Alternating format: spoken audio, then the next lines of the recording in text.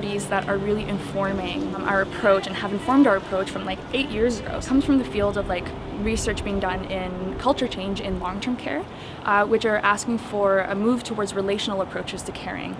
And what that really does is it brings relationships back to the center of the way that we care, but not just for patients or residents, or in our case participants is the language we use, but for everybody involved in a circle of care. So that includes family members, it includes staff members, which is a really interesting point that I see us do really well at here in practice. So what that really does is it challenges a traditional model of caring that really alienates the humanness of what we do, because in theory, literally in the theory, relationality is part of how we are as human beings and how we thrive together in our communities. And so our goal with the arts and the music that we bring into the space is always relationships and building relationships.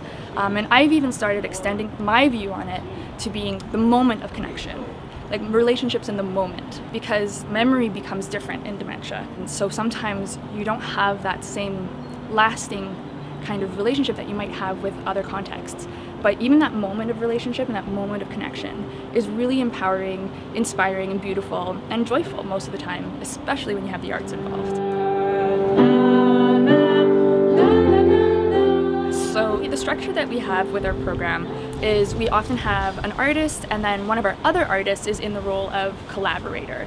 These are all artists who are practicing artists. They are not necessarily art therapists, they are not recreationists, they have their own art practice that they bring into the space. So anybody, even if they're collaborating that day, they can take somebody aside if they're not feeling the main program that day and be like, what do you feel like? And you'll see even the main artist for that particular session doing that too, where you might pivot and say, well, nobody's feeling my talk about Van Gogh today, but maybe we feel like dancing instead. Music's one of those most complicated things. Think of it this way, ladies and gentlemen. All the music ever written is based on these notes. 12 notes. That's it. 12 notes. And think of all the music that has been written on 12 notes. Music plays a huge role in working with people with memory loss and dementia. It can spark memories, like a song they maybe had at their wedding song, or a song that triggered another memory.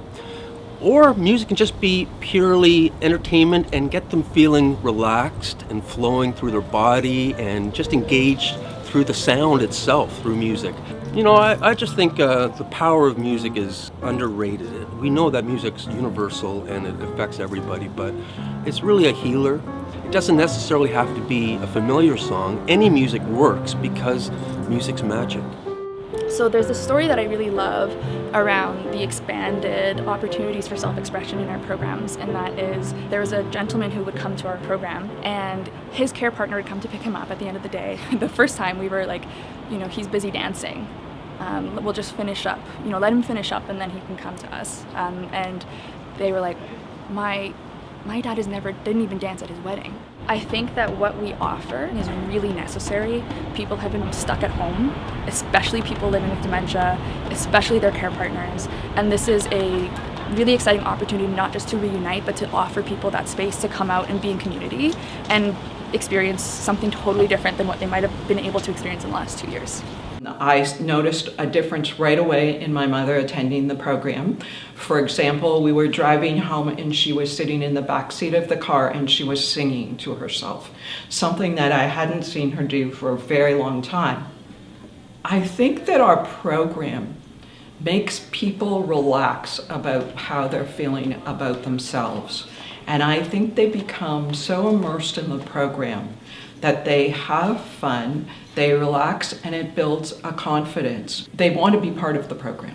What's your favorite song for the sing-song? What's the use worrying? It never was worthwhile. So pack up your troubles and your old kit back and smile, smile, smile. Let's do that one more time. Let's go nice and tall. Press into your feet. My name is Patti O'Neill, and I am the exercise specialist here at Baycrest at Home. I am a recreationist, so I have my degree in therapeutic recreation, but my focus here is on the movement portion of Baycrest at Home. All right, this is our last one. Little hold and come back. All right, let's take a little stretch break. So we offer this seated exercise. This is offered 6 days a week. We also offer a Tai Chi, and we offer a Stronger Together program, which is one with a resistance band. We also offer a stretch for everybody, and that is a stretching class. So first off, it's a social program. When our members join, they come online and they talk to each other. They know each other's names. It's a place to connect. And we're still walking with our friends, but we're not laying it all on the line. Save some energy, save it. With the pandemic, people were sitting, they weren't moving. They were scared, they were in their house. So as seniors, the physical part is extremely important so that they can get that physicality. They can stay fit and strong so that when the weather changes and they get outside and they can go for a walk and they can do more, they will have the capability to be able to continue on the lifestyle that they had before.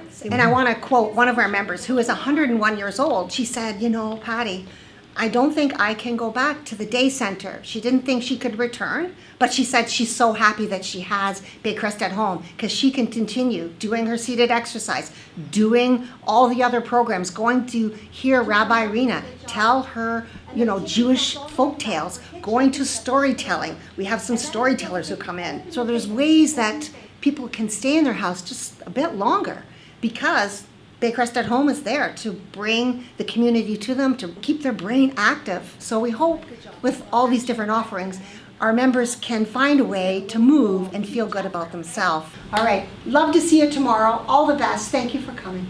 Bye, everyone.